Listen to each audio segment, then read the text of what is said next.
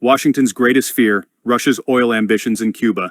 A storm is brewing in the Caribbean, one that threatens to shake the very foundations of U.S. dominance in the region. Russia, armed with its formidable industrial machinery and vast energy expertise, has set its sights on Cuba. This partnership is more than just a trade deal. It is a geopolitical statement, a bold challenge to Washington's unipolar hegemony.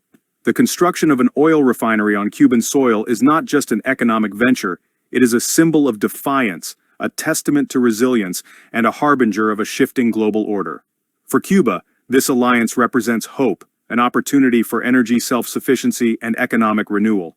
For Russia, it is a demonstration of strength, proving that it can forge strategic partnerships right in the heart of the Americas. The echoes of history are unmistakable, and Washington is watching with growing unease. Russia showers Cuba with oil. Behind the grand doors of Havana's Palace of the Revolution, a meeting took place that would send ripples across the Western Hemisphere. A high-level Russian parliamentary delegation arrived, not for mere diplomacy, but to lay the groundwork for a transformation in the region's energy and strategic landscape. Vyacheslav Volodin, the Speaker of Russia's lower house, led the delegation with an air of authority, his gaze fixed on the horizon of possibilities. Beside him, Alexander Babakov spoke with precision, outlining the vast opportunities that lay ahead for both nations. This was not just about business, it was about an alliance cemented in decades of shared history, a rekindling of a relationship once thought lost with the fall of the Soviet Union. The central topic? The construction of a Russian-built oil refinery in Cuba, a project that, according to Babakov, was not only feasible but necessary. Cuba has crude oil, he declared with conviction. It makes no sense to import refined petroleum when we can process it here. His words carried the weight of an energy powerhouse, one well-versed in the global oil game. Russia had already resumed crude oil shipments to Cuba in March, ending a year-long interruption. This move was no coincidence. It was a deliberate step in strengthening ties with Havana. For Cuba, the timing was crucial. Venezuela, its historical oil supplier, had seen its deliveries dwindle under the pressure of U.S. sanctions. Mexico had briefly stepped in to fill the gap, but those shipments had since ceased. Amid this uncertainty, Russia's proposal was a lifeline, an offer too significant to ignore. A refinery that redefines power. The prospect of a fully operational Russian refinery in Cuba is nothing short of a geopolitical earthquake. It is not merely an industrial installation, it is a fortress of economic and strategic influence. A refinery transforms crude oil into gasoline, diesel, and other vital products, the very fuel that drives a modern economy. By refining its own crude, Cuba would reduce its dependency on imported fuel and gain unprecedented economic leverage. Russia's largest energy companies stand ready to bring their technology and expertise to this endeavor.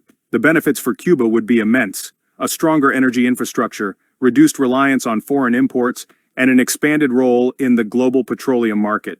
It would be a step toward true energy sovereignty, something Havana has sought for decades. For Washington, however, the implications are dire. A Russian energy foothold just 90 miles from the U.S. coast would be seen as a direct challenge, a reminder that American influence in the region is not absolute. This would be more than a business deal, it would be an act of defiance. An open challenge to U.S. hegemony. Cuba has long endured economic hardships, many of them exacerbated by U.S. sanctions designed to isolate the island. A partnership with Russia would change the equation. The refinery project would inject billions into the Cuban economy, creating thousands of jobs, revitalizing industries, and fostering new trade opportunities.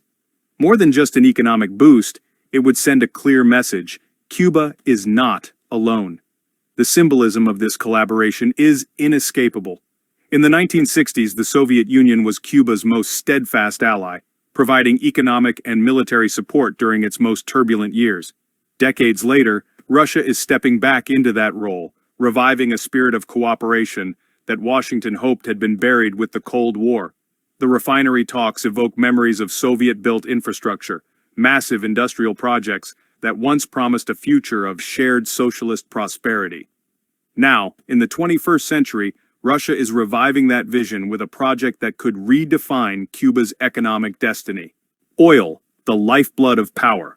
Crude oil is often described as the bloodstream of the modern world. In its raw form, it is an untapped force. Only through refining does it gain its true value. Refineries are the beating heart of energy economies, turning crude into the fuel that powers industries, transportation, and daily life. A refinery in Cuba would be more than an industrial achievement. It would be a declaration of economic independence. Situated strategically just a short distance from the U.S. coast, it would stand as a symbol of resilience and defiance, a sign that Cuba refuses to be economically strangled. For Cuba, this is more than just energy security. It is about rewriting its economic narrative, reducing dependence on foreign imports, and integrating more deeply into the global energy market. The project's reach would extend beyond the island, influencing the entire Latin American region.